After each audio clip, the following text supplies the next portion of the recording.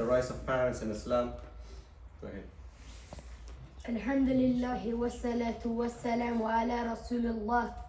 All praises for Allah alone, and prayer and peace be upon the last and final messenger. أعوذ بالله من الشيطان الرجيم. وقضى ربك ألا تعبدوا إلا إياه وبالوالدين إحسانا. Dear brothers and elders, Assalamu alaikum wa rahmatullahi wa barakatuh. A true believer must love Allah the most.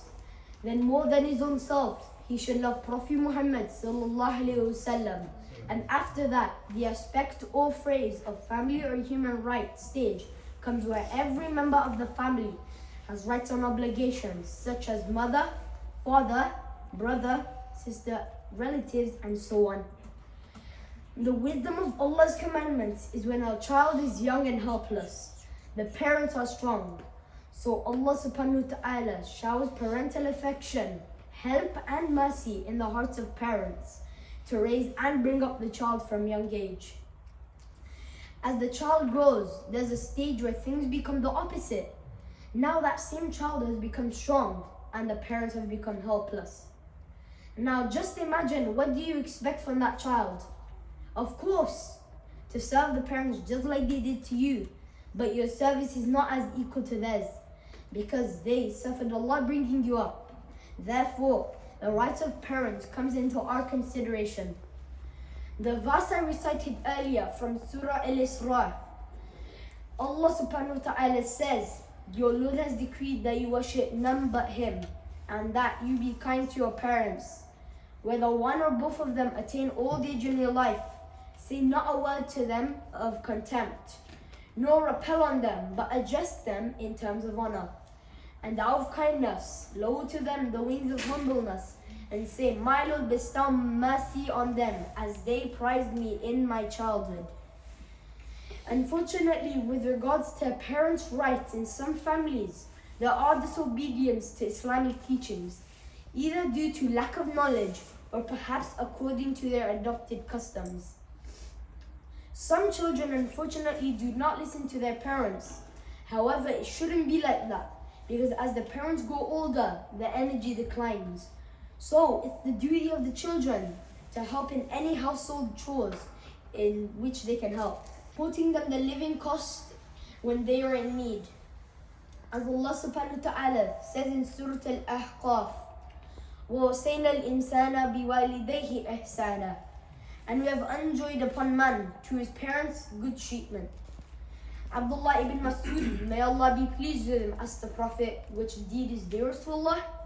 He replied, to offer prayers in the early stated fixed time.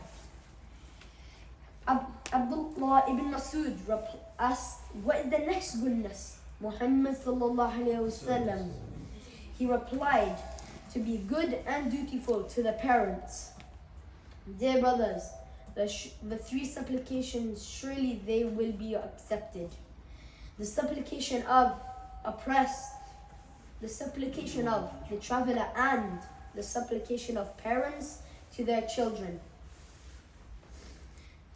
We will earn these supplications unless we obey the Islamic teachings guided by the noble Quran and sayings of Prophet Muhammad sallallahu alaihi wasallam.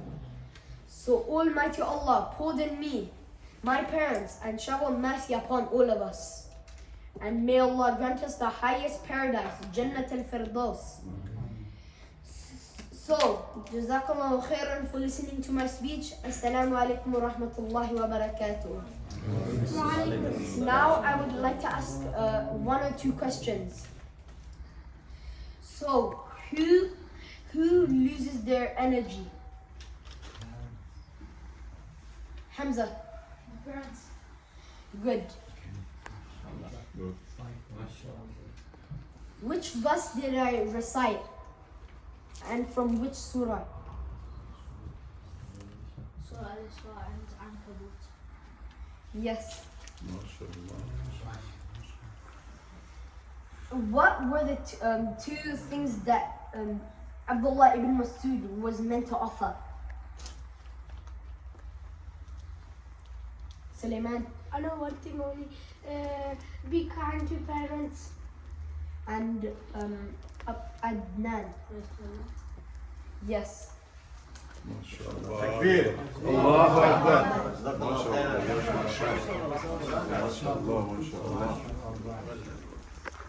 Group 1, category 1. The first place has achieved 95 marks out of 105. And this is it's none but our very young brother Iqbal. Congratulations to Iqbal. Post to the camera. Takbir. Allah. Right, the second place with